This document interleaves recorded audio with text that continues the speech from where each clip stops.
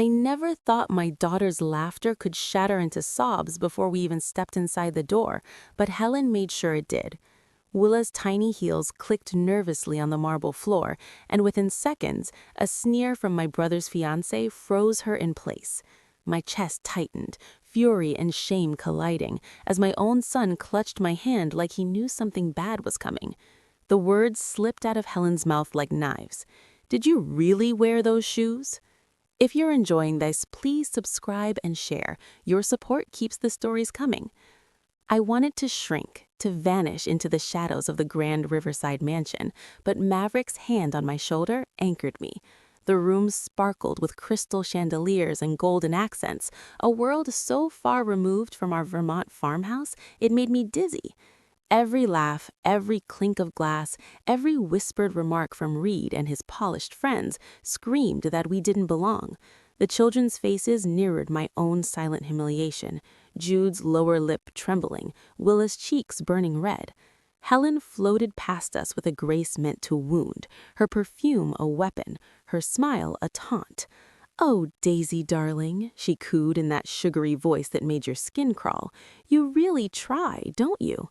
The words were thinly veiled mockery, aimed at my thrifted dress, my worn handbag, the simplicity of our life that Reed had never had to endure. I bit back tears, but the sting of her judgment cut through me like acid. Maverick didn't move at first. He just observed, eyes narrowing, lips pressing together. I watched him measure every detail, Helen's condescending posture, Reed's uncomfortable attempts to laugh along, our children shrinking further with every passing second. And then he whispered, almost inaudibly, "They think this is all just about wealth and labels. They have no idea." It was that whisper that made me sit straighter, stand taller, though I felt every ounce of my vulnerability exposed. Reed had always loved to show off, and Helen had mastered the art of cutting others down while smiling. But Maverick had a plan, one I could sense simmering behind that calm exterior. And before I could ask what he intended, Helen swept toward Willa, finger pointed, eyes sharp. "You seriously wore that to my party?" Willa's cry ripped through the room, a sound so raw that several heads turned. My heart lurched as I stepped forward, but Maverick was already ahead of me.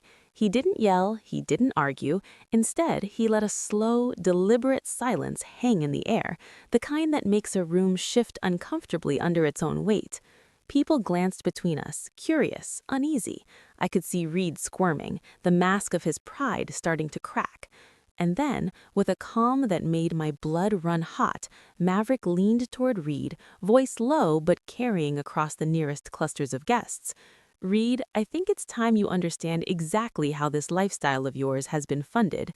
Every eye in the room turned toward him. The air thickened, like the instant before a storm breaks. I caught Willa's trembling hand, Jude's wide eyes, and knew this was the moment everything could change or explode. Reed's face went pale, a blush of embarrassment and panic spreading from his ears to his neck.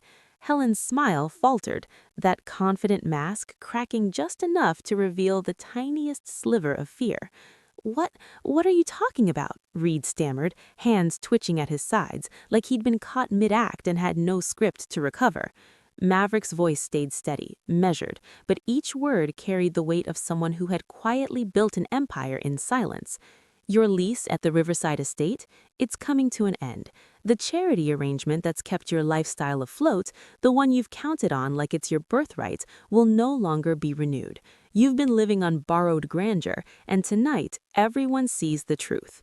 Gasps ricocheted around the room. A few of Helen's friends murmured nervously, glances flicking between her carefully curated elegance and the sudden unraveling of her public image. Willa pressed herself against my leg, eyes wide, but I could feel the tiny flicker of awe behind her fear. Even in humiliation, we were in control of this moment. Helen's lips parted, her voice sharp and incredulous. You, how dare you? We've done everything to maintain—" She stopped. The words felt hollow, like rehearsed lines failing in the spotlight. Maverick didn't flinch. He just shook his head slowly, letting the silence speak louder than any argument could. Reed's jaw tightened, his usual smugness nowhere to be found. You don't understand, he tried again, panic creeping into his tone. This house, the car, the parties, it's not. Not what? Maverick cut in, eyes locking onto his with quiet fire. Reed, you've been living a lie, and tonight, everyone here is going to see it. Your so-called success isn't yours. It's been handed to you. And now, it's time to face what you've built on borrowed fortune. The guests began to shift uncomfortably, murmuring amongst themselves. Whispers of charity, lease, and subsidized lifestyle floated through the air like smoke. Reed's face burned crimson, Helen's posture stiffened, and for the first time they looked genuinely vulnerable. The illusion of perfection that had been carefully constructed over years was crumbling in slow motion, and the spectacle was intoxicating. I looked at Maverick, my heart swelling with a mix of pride and relief.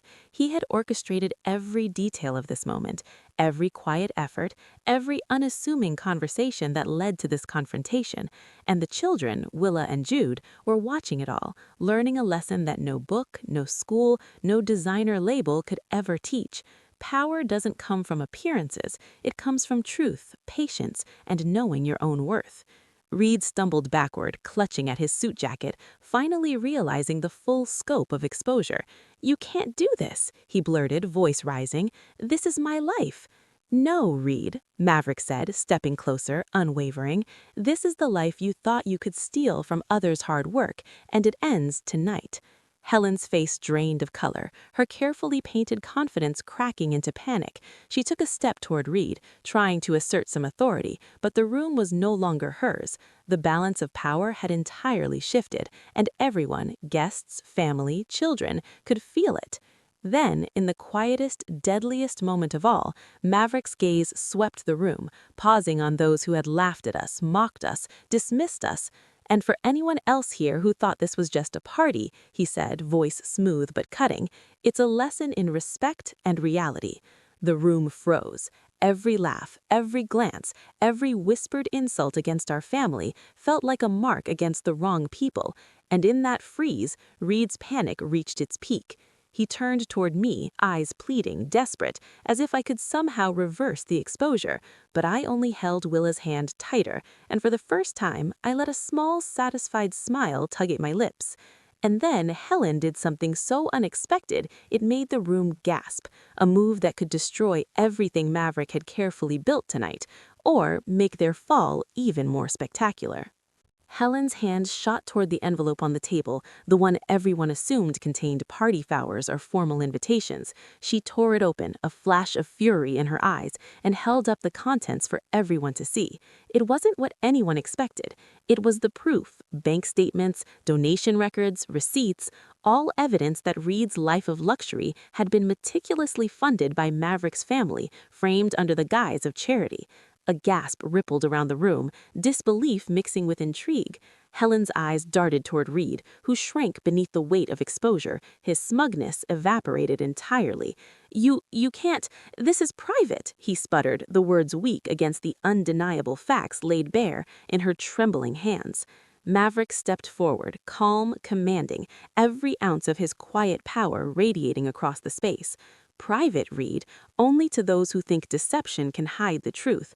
Tonight, everyone sees exactly what you've built your life upon: borrowed wealth, borrowed respect, borrowed success." I felt a surge of relief and vindication. Willa and Jude clung to us, eyes wide with awe, but I could see the pride in them too, the pride of knowing their parents stood up, not with screams, but with quiet, unshakable authority. I took Willa's hand and whispered, "Honey, see, real strength doesn't come from labels. It comes from protecting what's yours and standing for what's right." Guests shifted uneasily, some glancing at Reed with thinly veiled judgment, others exchanging conspiratorial whispers. Helen, despite the evidence in her hands, tried to salvage her composure, but every attempt only highlighted the cracks in their carefully curated facade. The grand illusion of wealth, sophistication, and social superiority had collapsed in minutes, leaving Reed and Helen exposed, vulnerable, and humiliated. Maverick turned to us then, a rare smile tugging at his lips. "Sharon, Daisy, it's time we go. Our family's dignity comes first." I nodded, heart swelling with love and gratitude, as we gathered our children and started toward the door. Outside, the cool evening air of Riverside felt like a balm after hours of tension and judgment. Willa and Jude ran ahead, free to laugh again, their earlier tears forgotten. I glanced back once at the mansion, at the stunned faces framed by flickering chandelier light, and felt a quiet, victorious satisfaction settle deep in my chest. The drive home to our Vermont farmhouse was peaceful, the miles stretching beneath us like a promise. Maverick spoke softly to the children, telling them that real wealth isn't measured in designer labels or borrowed grandeur. It's measured in security, love, and the courage to protect your own. Willa's hand rested in mine, Jude's head leaning against the window, and I realized they were already absorbing this lesson, one that would shape them long after the memory of tonight's party faded. By the time we pulled into the familiar driveway, the tension of the day had dissolved into quiet triumph.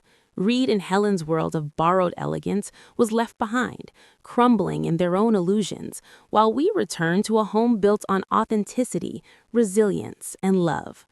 I felt an unshakable sense of pride, not just in Maverick, but in the family we protected, the dignity we upheld, and the lessons we had taught in the most unexpected, unforgettable way. And as the farmhouse door closed behind us, Willow whispered, "Mom, Dad, that was amazing."